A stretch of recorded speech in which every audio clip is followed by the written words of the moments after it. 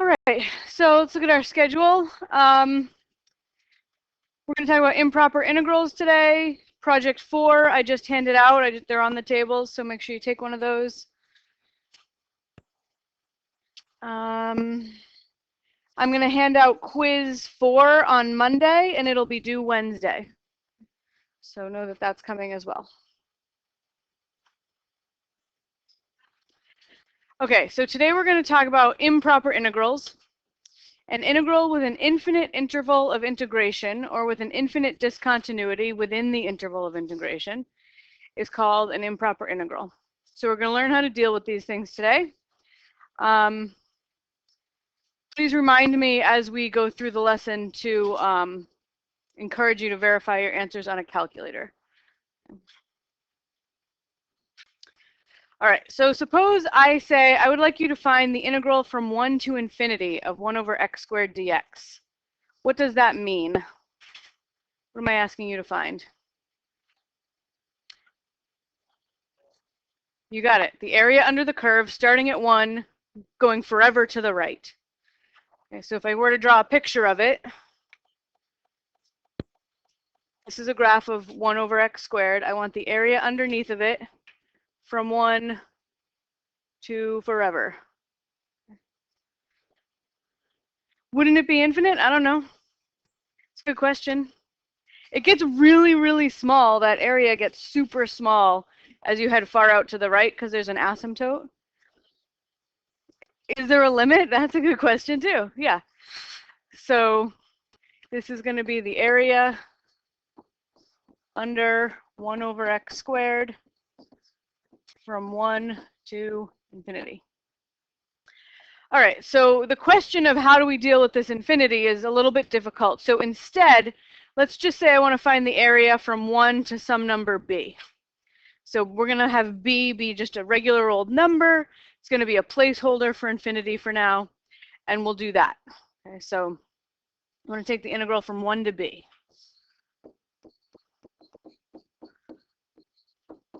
Okay. So handy way to think of 1 over x squared is x to the negative 2. Makes taking the antiderivative easy. Antiderivative of x to the negative 2 is negative x to the negative 1, or negative 1 over x. And we're going to evaluate that from 1 to b. So then plug in the b and you get negative 1 over b. Minus, plug in the 1 and you get negative 1 over 1. So that's when you plug in the b, that's when you plug in the 1. Subtract them and you get negative 1 over b plus 1, or 1 minus b.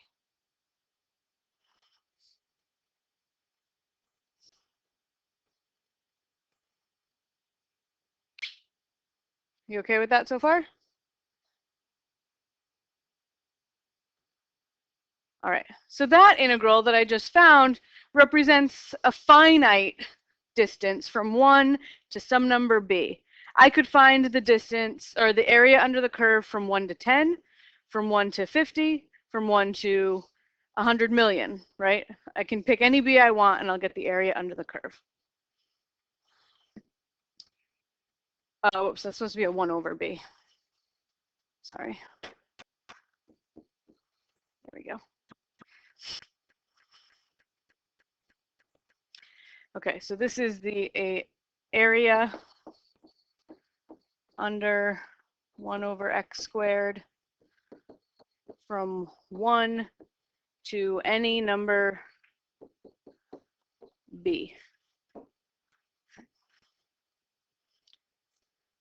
So what do you think I should do to find the integral from 1 to infinity?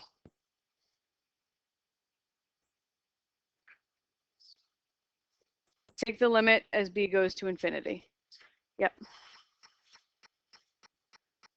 So the integral from 1 to infinity of 1 over x squared dx, instead of taking from 1 to infinity, I'm going to go from 1 to b. I can go from 1 to anywhere I want using the rules I already know. But then I'm going to take the limit as b goes to infinity. See what happens as b gets bigger and bigger and bigger.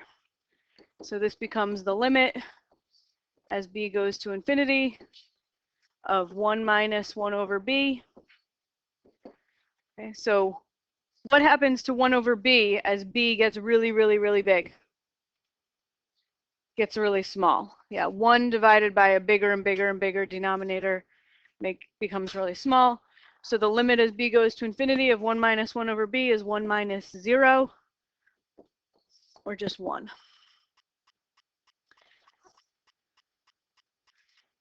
So it's weird, right? It's an infinite distance from 1 to infinity, but there's only a finite amount of area under there. Seems counterintuitive, yeah. All right, so if you wanted to use a calculator to check that 1 was right, what could you do to try to make the calculator do the integral from 1 to infinity of 1 over x squared dx? Yeah, you just have to pick a really big number, because your calculator can't do an infinite integral. It doesn't make sense to a finite machine. But you can use a really big number for the upper limit of integration. So let's do let's see, I'll put my function in here. It's 1 over x squared. A window that makes sense. I'm looking from x's that go from 1 to infinity. So maybe I'll go like 1 to, I don't know, 50, just to start. And then y's, the biggest the y will be is, well, it could be big, but the smallest it would be 0. And we'll go to 50 there too. See what this looks like. And I got nothing. Went too far. So 1 to 10.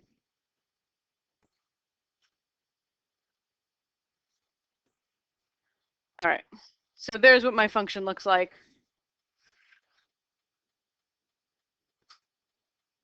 I'm going to make my y max a little smaller, my x max a little bigger. Try to get a better picture here.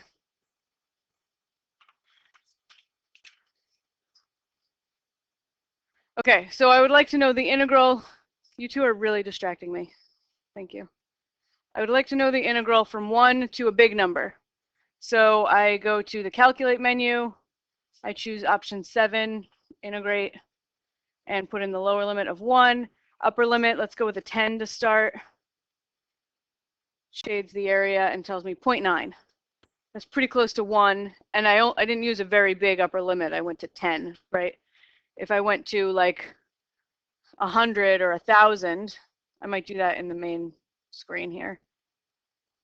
Integrate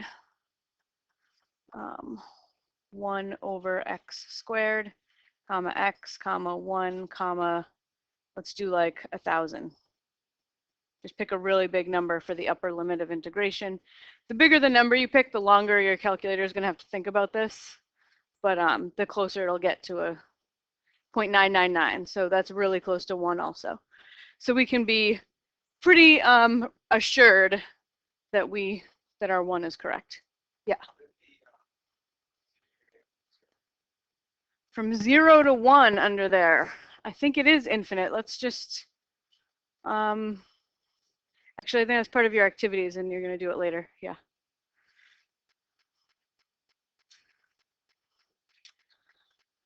All right, so this is just do the integral from 1 to a big number is how you can check it. Okay, so we define the integral from a number to infinity to be just go from another to another number and then take the limit as b goes to infinity. You can do the same trick if it's the lower limit that's negative infinity.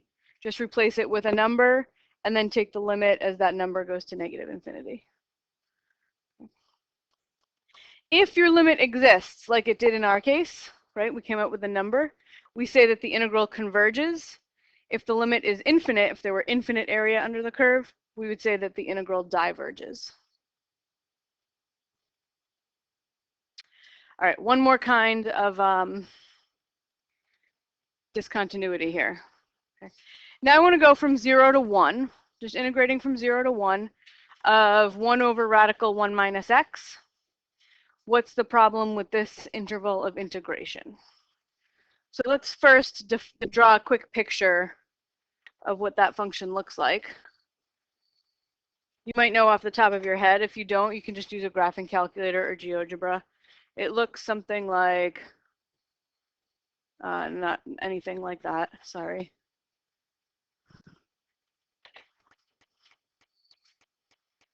It's got an asymptote here, and looks like, it looks like this, something like that. So we want the area under the curve here from 0 to 1. So what is the problem in this picture? Where are we going to run into trouble trying to calculate this area? At 1, yeah, because the function never gets to 1. It has an asymptote there. So like I can get closer and closer and closer and closer to 1, but the function never gets there. So it's like I'm still adding a little bit more area every time I take a step closer to 1, but I never get there. So in this case, the problem happens at x equals 1. And the reason there's an asymptote at 1 there is because if you put a 1 in this function, you get a 0 in the denominator, right? So we've got this discontinuity. So instead of going from 0 to 1, I could go from 0 to any other number, 0 to b, like 0 to 0.8, 0 to 0.9, 0 to 0.999, and then just get closer and closer and closer to 1, and I will take a limit, right? So it's the same trick we just did before. So I want to evaluate this integral from 0 to some number b. So I've got the integral from 0 to b of 1 minus x to the negative 1/2 dx. Okay, so I just did a little bit of rewriting to make this easier. How do we evaluate that integral?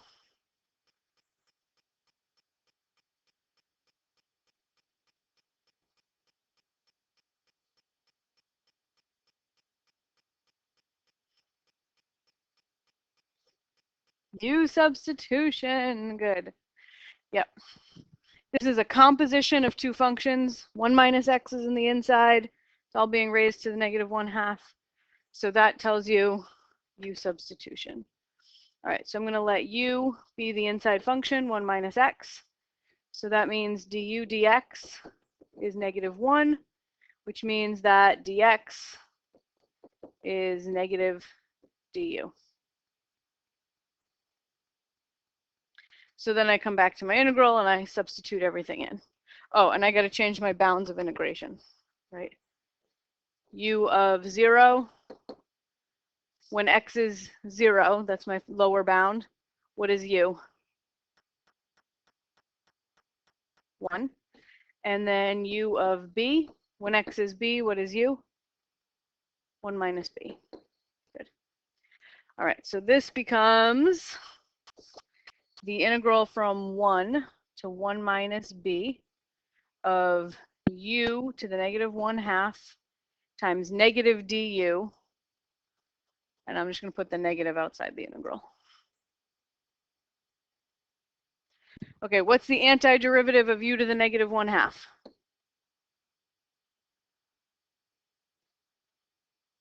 Close. U to the 1/2. You add 1 to the exponent, and you get u to the 1/2. Then you have to divide by that new exponent, but dividing by 1/2 is the same as multiplying by 2. And I've still got that negative there, so I'm going to grab that. And I got to evaluate that from 1 to 1 minus b.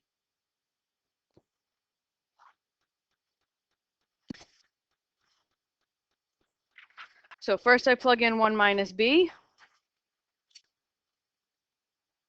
And that gives me negative 2 square roots of 1 minus b. 1/2 is raising to the 1/2 is the same thing as square rooting. And then I'm going to plug in a negative 1, and I get the square root of, sorry, I'm plugging in positive 1. The square root of 1 is 1, so I get negative 2. So this becomes 2 minus 2 square roots of 1 minus b.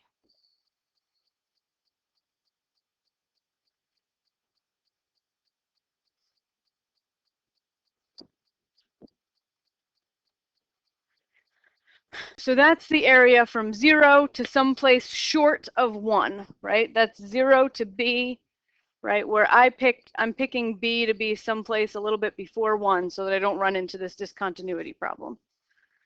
Okay? And then to find the actual integral I'm interested in, I'm just going to take the limit as b approaches 1. Okay, so the integral from 0 to 1 of 1 over radical 1 minus x dx.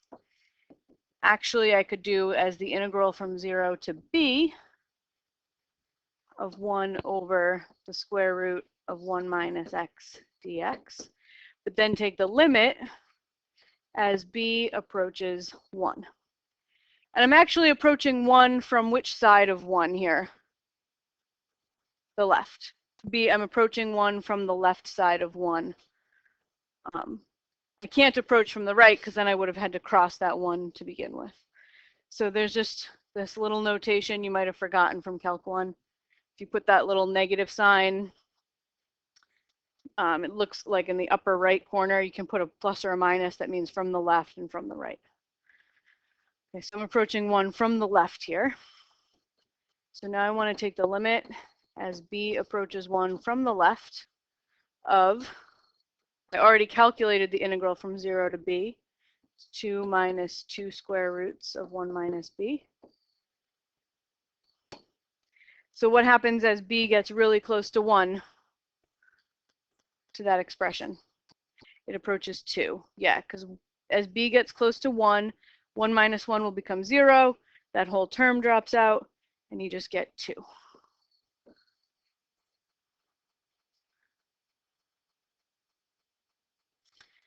So let's check on a calculator.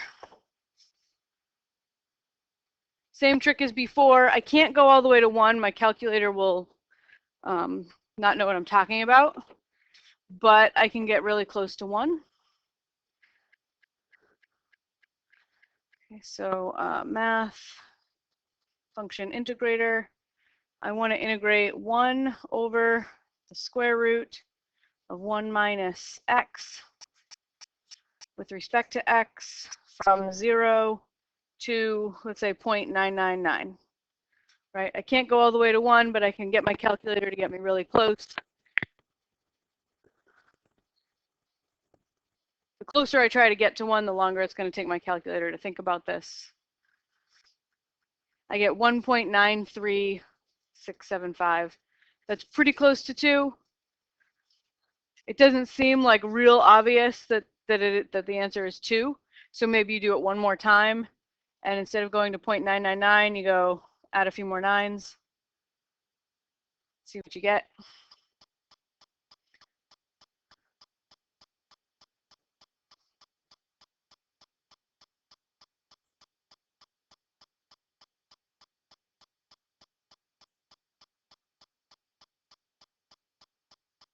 All right, 1.998. Now I'm pretty convinced that it's approaching 2.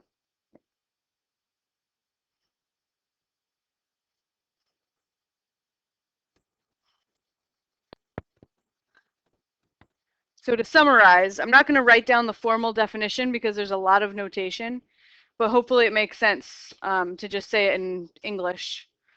When the interval of integration contains an infinite discontinuity, okay? So there's some spot where you can't integrate past because you have an asymptote or something, right? Replace the discontinuity with a letter. We've been using b, right? And then take the limit as that letter approaches the discontinuity. All right, so we're going to set one more up together. We're not going to do the whole integral, but we'll just set up how to deal with the discontinuity here. So if I want to integrate from 1 to 4, 1 over x minus 2 to the 2/3, where do I run into a problem? X equals 2, because I'm going to get 2 in the denominator. It's going to give me an asymptote, right? So x equals 2 is my problem. So I'm going to break this integral into 2 separate integrals.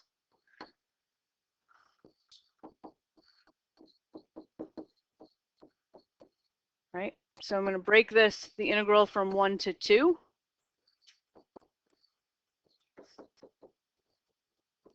So integrate up to the asymptote, and then add the integral after the asymptote.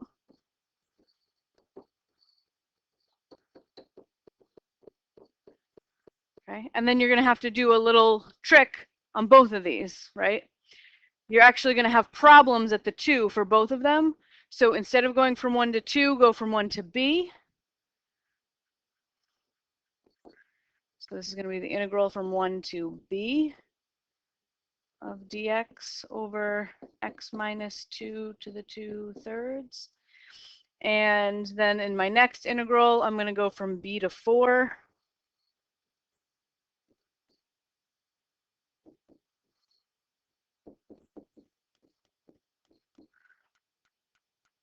And then I have to take the appropriate limits on b, right? So here I have to take the limit as b approaches 2, but from which side of 2?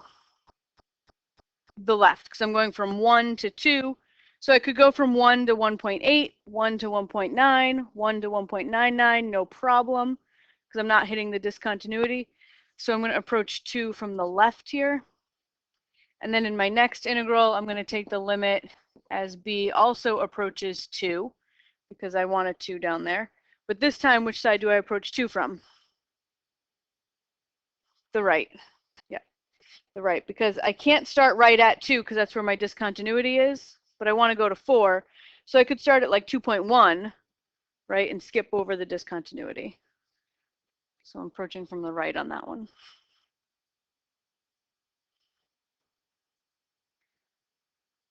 So then it would just be a matter of calculating the antiderivatives, plugging in the bounds, and taking the limits. All right, questions? Okay, you can get started on your activities.